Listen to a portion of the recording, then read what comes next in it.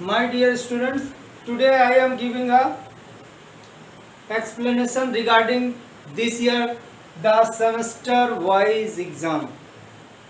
This year the board has decided to take the whole board exam in two parts. First part is known as first semester and second part is known as second semester.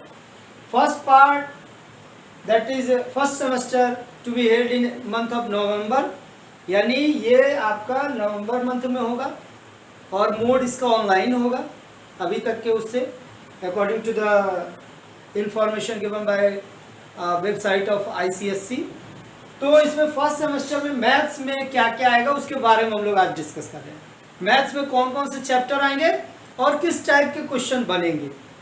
अभी तक इस questions के format के बारे में real में board ने अभी कुछ नहीं कहा है. बोर्ड अपलोड करेगा इस मंथ के अंत तक कि फॉर्मेट किस तरह का होगा, बट हम लोग का जैसा अप्रोक्सीमेशन यानी पूर्वानुमान कह सकते हो कि किस तरह से होगा. पहले तो बात करेंगे कि फर्स्ट सेमेस्टर में कौन कौन से पार्ट आएंगे. नंबर फर्स्ट, मैथ्स के लिए बात हो चल रही है. मैथ्स का first semester syllabus, first one is GST, good services and tax, ये आपका आएगा.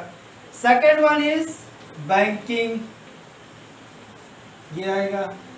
Third one is share and dividend, cut चुका है. शेयर एंड डिविडेंड आपका सिलेबस से रिड्यूस हो चुका है, वो नहीं आएगा. उसके बाद है linear in equation, linear in equation. उसके बाद है number fourth quadratic equation, quadratic equation. Number 5 ratio and proportion.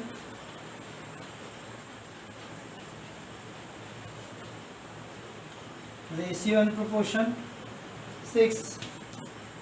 Ratio and proportion के बाद आपका आएगा फैक्टराइजेशन,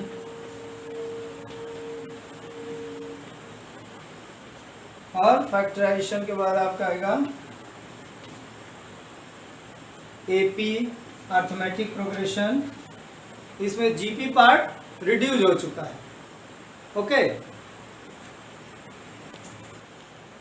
फैक्टराइजेशन ऑफ पॉलिनोमियल से, ये पॉलिनोमियल्स.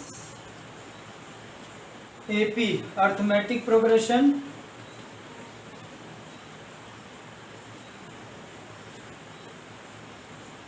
अर्थमेटिक प्रोग्रेशन हो गया, और आपका हो गया इसमें मैट्रिसेस. और इसके बाद वाला पार्ट जो है वो है सिमिलरिटीज, जो कि ज्योमेट्री का पार्ट है. ओके, सिमिलरिटी, ये ज्योमेट्री का पार्ट. सिमिलरिटी में भी आधा ही पार्ट पढ़ना है, आधा चूंकि वो जो ट्रांसफॉर्मेशन पार्ट है वो नहीं आएगा. तो फर्स्ट सेमेस्टर में केवल आपको इतना ही पढ़ना है. Number 1 GST, number 2 banking, number 3 linear in equation, number 4 quadratic equation, number 5 ratio and proportion, number 6 factorisation and polynomials, number 7 arithmetic progression, number 8 matrices, and number 9 that is the similarity one. और similarity आपका geometry का part है. और जो उससे geometry के part से पहले जो रिफ्लेक्शन चैप्टर है वो आपके सेकंड सेमेस्टर में आएगा, वो फर्स्ट सेमेस्टर में नहीं आएगा. डिस्टेंस फार्मूला भी सेकंड में आएगा. यानी कि जो रिड्यूस पार्ट है उसको छोड़ करके फर्स्ट सेमेस्टर और सेकंड सेमेस्टर में आएगा. ये फर्स्ट सेमेस्टर में कितने मार्क्स के आएंगे? 40 मार्क्स. फर्स्ट सेमेस्टर भी होगा 40 मार्क्स का. और कैसा होगा? MCQ, multiple choice questions. It means एक क्वेश्चन दिए रहेंगे, उसके 4 ऑप्शंस रहेंगे. अब बहुत बच्चे इसमें कंफ्यूज हैं, टीचर भी कंफ्यूज हैं कि MCQ कैसे बनेगा, मैथ्स में MCQ कैसे बनेगा. हम कहते हैं मैथ्स में MCQ कैसे बनेगा, उसका एग्जाम्पल अभी हम लोग देखते हैं कि कौन कौन से पार्ट्स में कैसे क्वेश्चंस बनेंगे. सपोज करो GST की बात करें तो गुड्स एंड सर्विस टैक्स में अगर क्वेश्चन पूछ सकता है how many slabs for GST in India, यानी कितने स्लैब में बांटा गया है GST को. There are 5 slabs. यानी 4 ऑप्शंस दिए रहेंगे, नंबर 2, 3, 6 और 5। तो आपको 5 पे टिक करना होगा क्योंकि 5 स्लैब्स है। इस तरह से बन सकता है।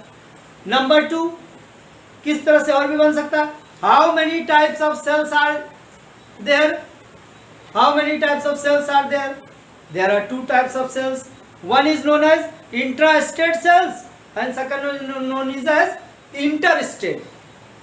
इंट्रास्टेट में बात करोगे तो इंट्रास्टेट में means manufacturing unit and selling unit both are in the same state, यानी बनाने वाला पॉइंट भी और बेचने वाला पॉइंट सेम स्टेट में अगर हो, that means it is known as intrastate sales. Okay, और interstate means for example manufacturing unit is in Mumbai and selling point in Delhi, यानी बनाने वाला जो फैक्ट्री है वो मुंबई में है और उसको माल को कहाँ बेच रहे हैं, दिल्ली में बेच रहे हैं। That means it is known as interstate, यानी एक स्टेट से दूसरे स्टेट को में हम सामान को रेडी करके बेच रहे हैं, that is known as interstate sales. Okay, तो पूछ सकता है how many sales are there for GST, तो उसका आंसर हो जाएगा 2 sales, 2 types of sales, one is known as intrastate and second known as interstate. Next में हम इससे और भी क्वेश्चन बना सकते हैं, if a person is selling a item in the same state, then there will be applicable for GST, that is CGST, IGST, both, none of these above। और इसमें हो सकता है पूछेगा कि अगर कोई सेलिंग पॉइंट मुंबई में है और मैन्युफैक्चरिंग यूनिट भी मुंबई में है, इन दैट कंडीशन कौन सा टैक्स एप्लीकेबल होगा, IGST, SGST और बोथ और नन ऑफ दीज एबव। तो अगर सेम स्टेट में बात कर रहे हो then there will be applicable as SGST and CGST, यानी अगर मुंबई में बन रहा है कोई भी मैन्युफैक्चरिंग यूनिट मुंबई में है और सेलिंग पॉइंट भी मुंबई में है, इट मीन्स वहाँ पे जो टैक्स का वो होगा division, that is divided into 2 equal parts, one for SGST that is state government and one part is for central government that is CGST। But in case of selling point is another state, then there will be no CGST and SGST, only there is applicable of IGST। वैसे conditions में केवल और केवल IGST ही काम करेगा, उस पर CGST और SGST नहीं लगेगा। ठीक है, तो इस तरीके से SGST पर इस तरह से क्वेश्चन बना सकते हैं।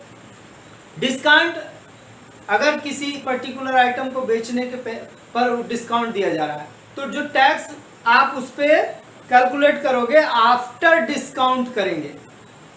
सपोज करो कि 500 का कोई आइटम है, हम 10% के डिस्काउंट पे पा रहे हैं, इसमें 500 का 10% कितना हो जाएगा, 50 रुपीज़।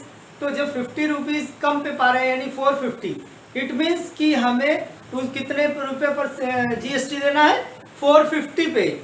इट मीन्स जो GST कैलकुलेट करोगे अगर डिस्काउंट का केस है तो आफ्टर डिस्काउंट अमाउंट जो आएगा उस पे हम देंगे।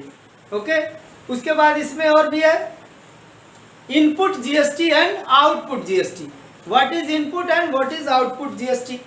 इन केस ऑफ मैन्युफैक्चरर, वो जो किसी सामान सपोज करो रॉ मटेरियल को परचेज कर रहा है, इन दैट कंडीशन वो भी उस पर पे कर रहा होगा।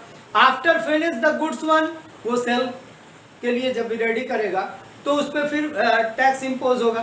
Then difference of these two, इन दोनों का difference, that is known as net GST, means output minus input, that is net GST। Okay,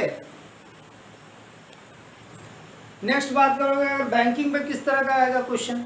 banking में ऑलरेडी हमारे सिलेबस में क्या है, RD, recurring deposit account. What do mean by recurring deposit account? The money which is deposited by investor every month और per month, that is known as principal. जो हर महीने जितना पैसा जमा करेंगे एट द बिगिनिंग और ओपनिंग ऑफ द अकाउंट, जब आप खाता खोलोगे, यू डिसाइड दैट टाइम, उसी समय आप डिसाइड कर लो कि आप कितने रुपए से खोले हुए, आइदर 500, 100, 200, अब उसमें हर बार 200 ही जमा होगा। इन केस आपने 500 सेलेक्ट किया तो 500 ही होगा, ठीक है। तो ये डिनोमिनेशन जो है अमाउंट का, वो at the opening of the account ये डिसाइड हो जाएगा। सेकंड थिंग, टाइम भी डिसाइड करोगे, कितने देर टाइम के लिए खोलोगे, 1 year, 2 year, 3 year, 4 year, 5 year. अभी जो हमारे आरडी सिस्टम चल रहा है only for 5 years, up to 5 years. 1 year के लिए कर सकते हैं, 2 ईयर्स, 3 ईयर्स, 4 ईयर्स और 5 ईयर्स, ओके। तो ये टाइम जो हम डिसाइड करेंगे इस कैलकुलेशन के समय में, चूंकि ये पर मंथ का हिसाब है इसीलिए उसको मंथली ट्रीट करेंगे। इन केस ऑफ 2 ईयर्स तो आप लिखोगे 24 months, in case of 3 years आप लिखोगे 36 मंथ, यानी आपको मंथ में उसको रखना है। तो बैंकिंग का कोई भी अगर क्वेश्चन आपको करना है तो फर्स्ट स्टेप में आप लिखोगे total amount deposited by investor और अ पर्सन, और उसका फॉर्मूला हो जाएगा P into T, principal into time. For example अगर 500 रुपये आप जमा कर रहे हो और 1 ईयर के लिए किया है, 12 मंथ के लिए, तो 12 इंटू 500, ये टोटल अमाउंट डिपॉजिटेड ये हो गया आपके लिए, यानी आपने 6000 रुपये उसमें जमा किया, 6000 plus at the time of maturity, जब 1 साल पूरा हो जाएगा तो अकाउंट में 6000 रुपया तो है, प्लस इंटरेस्ट किस रेट से मिलेगा उसके लिए फॉर्मूला है। इंटरेस्ट के लिए फॉर्मूला क्या है, P into N plus 1 into R upon 2 into 12 into 100, यानी P के जगह प्रिंसिपल की वैल्यू रखोगे, n जो है वो तुम्हारा टाइम है, फिर टाइम में 1 प्लस करोगे, इंटू रेट से मल्टीप्लाई करोगे अपॉन 2 इंटू 12 इंटू 100। सॉल्व करने के बाद जो आ जाएगा that is the amount for interest, then maturity amount is equal to total amount deposited plus interest. ये आपका आ गया टोटल मैच्योरिटी अमाउंट, इतना पैसा आपको बैंक रिटर्न करेगी, that is known as maturity value और मैच्योरिटी अमाउंट, ओके। तो इस तरीके से बैंकिंग के क्वेश्चन बनेंगे, उसमें आ जाएगा कि total money deposited equal to what, that is P into time लिख सकते हैं। What is the formula for interest 1, P into n plus 1 into R upon 2 into 12 into 100। Month, time is always taken as in a month और year, तो हो जाएगा month, क्योंकि year से हम उसको कन्वर्ट करेंगे। और इसमें कितने टाइप्स के क्वेश्चन बनेंगे, only 4 types are question there in a banking one. Number 1, to find the value for maturity amount और मैच्योरिटी वैल्यू। पहला तो आ गया कि P दिया है, रेट दिया है, टाइम दिया है, तो आपको MA और MB निकालना है। दूसरा हो सकता है कि आपके पास P दिया है और टाइम दिया है और MA दिया है और रेट नहीं है, यानी मैच्योरिटी अमाउंट दिया हुआ है, आपको रेट फाइंड करना है। फिर भी सारा स्टेप जो पहले मैंने बताया, फर्स्ट स्टेप में टोटल अमाउंट डिपॉजिटेड लिखेंगे, दूसरे अमाउंट में इंटरेस्ट लिखेंगे, दोनों को उसमें से माइनस करके इंटरेस्ट के जगह जो पैसा आएगा वो लिखेंगे, आर के जगह पर खाली रहेगा और आर की वैल्यू आ जाएगी, ओके। तो ये था दूसरे टाइप की, रेट निकालना है, to find the rate. Third में होगा to find the monthly instalment और प्रिंसिपल। नंबर 4 टाइप का बनेंगे to find the total time for account was held, यानी टाइम आपको निकालना रहेगा। यानी कुल मिला के केवल 4 क्वेश्चन आपको बैंकिंग में पढ़ना है, ओके। तो ये 2 टॉपिक के बारे में अभी हम लोगों ने डिस्कस कर लिया, जीएसटी और banking. Next linear equation, quadratic equation, ये सारे नेक्स्ट वीडियो में मैं करूंगा, ओके।